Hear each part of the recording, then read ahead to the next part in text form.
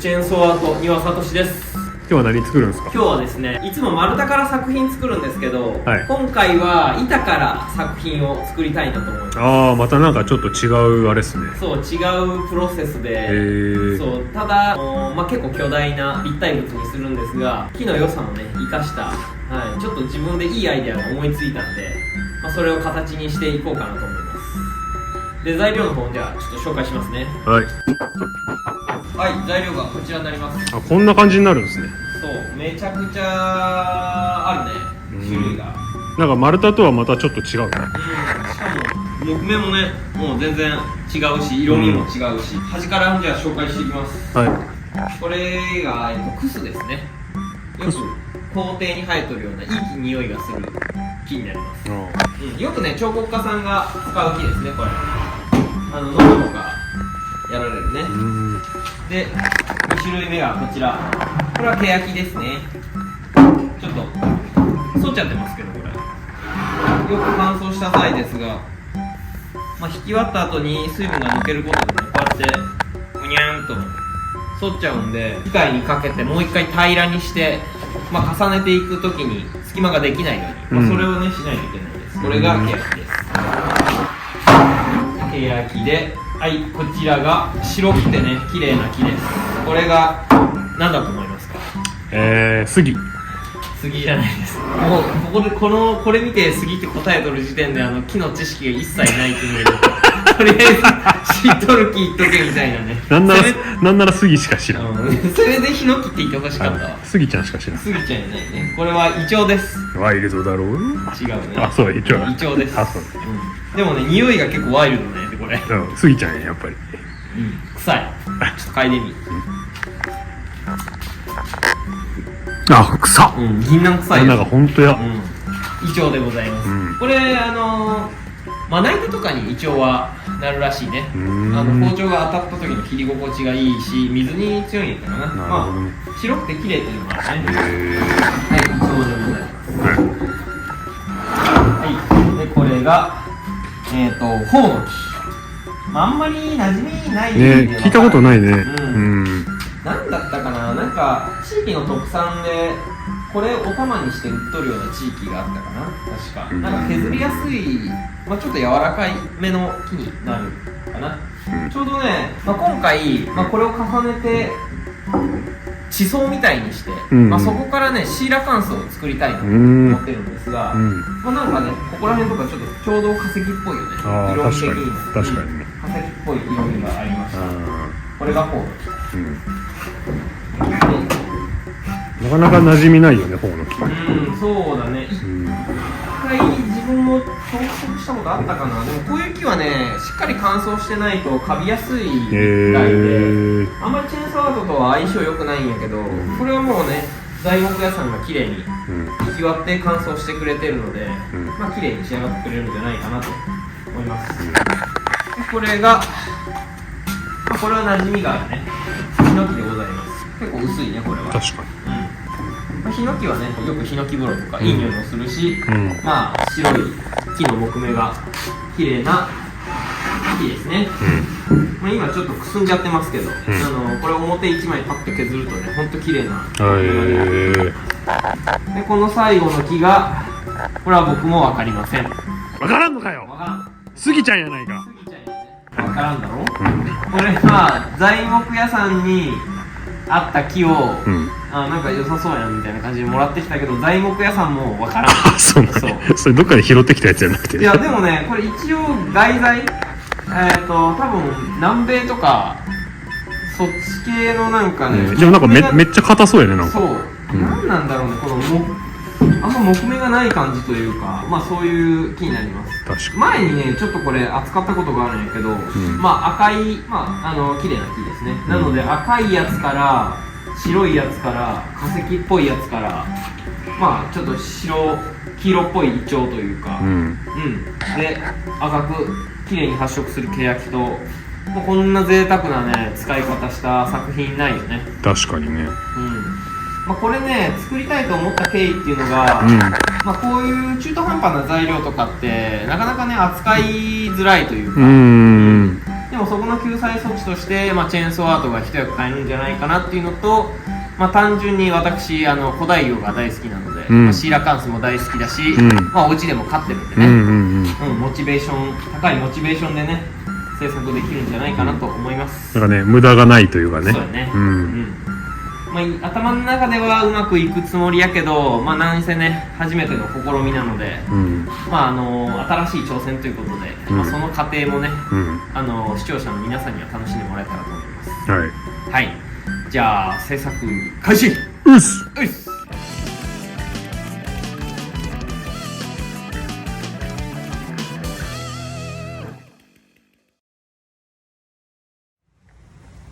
はい、じゃじゃんとこんな感じで仮で並べてみましたけど、もうすでに地層っぽいというか、いい感じ。今ね両端ちょっと落としました。機械を通して平らな面にするんですが、その処理の工程上横幅がね40センチ以上あると機械に入らないので、仮でチェーンソーで落として下準備をしてみました。じゃあちょっと業者さんのところでね綺麗な面を出したいと思います。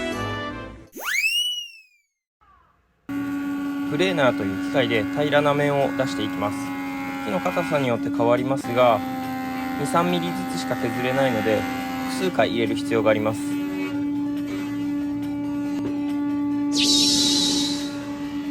かなり量があるので自分も作業に入り作業を進めていきます。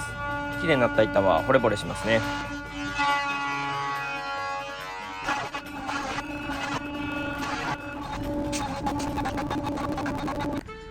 はい、木の表面をね平らにしてまいりました。このクスとかねチェーンソーで製材してボコボコだったやつをね業者さんに鳴らしてもらったんですけど、なんか自分がチェーンソーで丸太から引き割ったものがこうやって板になるとね、なんか感慨深いというかちょっとハマりそうですね。この木目見てください。水が波打ってるみたいでめっちゃ綺麗ですよね。しかもねクスなんですごいいい香りがします。このケヤキなんてもう見てめちゃくちゃ綺麗だよね。でイチョウもねこれ白くてピカピカ。プレーナーで削った木材はカンナをかけたようにツルツルです。このままでも問題ないと思いますが、接着剤の食いつきがいいように粗いヤスリで少し磨きます。シーラカンスのパーツが来る場所によってできるだけね木の木目特色が生きるような配置地層の組み方にしてみました。後ろに見える機械はプレス機で約5トンのプレスができます。接着剤を塗り順番に並べていきます。結構高い接着剤でしたが使い切ってしまいました。工場のレンタル等を含めいつもより作品に経費がかかっちゃってます。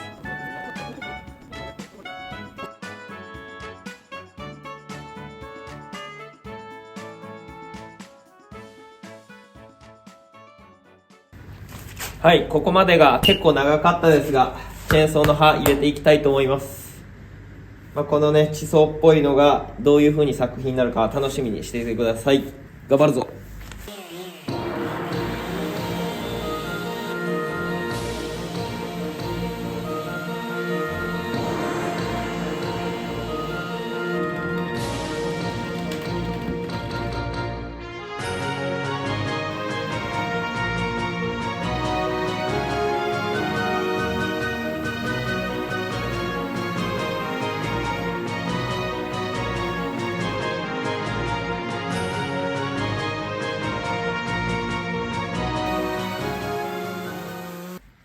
はい、なんとなく形になってきました。結構ねやっぱこのケヤキの部分がすごい硬くて逆に柔らかい部分もあって、切ってて柔らかいな硬いなみたいな感じでちょっとやりづらいですね。そしてちょっと反省点があってですね、はい、こんな感じねちょっとね破断しちゃう部分がありますね。最終的な塗装で作品自体はガチガチに固めるんでいいんですが、これやっぱねもうちょっとボンドをつけとくべきでしたね。ボンドをね乾いた木が吸っちゃって多分完全に量が足りてない状態でしたね。次やるときはもっとボンドをねべちゃべちゃにして接着したいなと思います。最後ちょっと仕上げるときに苦労するかもしれないですね。ヒレとかねポロポロかけちゃうかもしれないですね。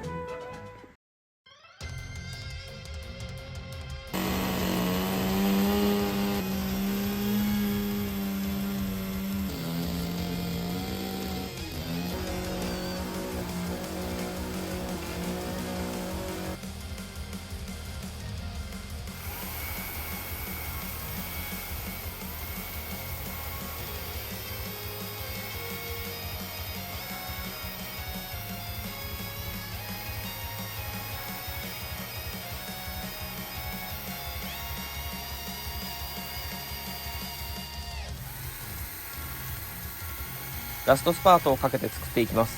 シーラカンスという生き物は普段ほとんど動きのない生き物ですが、今回は捕食の瞬間、口を開いた瞬間を彫刻しています。体も少し S 字にして激しくはないですが動きもつけてみました。鱗もチェーンソーで一枚一枚彫刻していきます。あえてチェーンソーの刃の後は仕上げ切らずにある程度粗さ、勢いを残した感じに仕上げてみました。伸びている片面は広く配列し、縮んでいる片面は少し鱗を詰めてあります。こちらから見ると動きが分かりやすいかなと思います。設置するための土台も彫刻して完成です。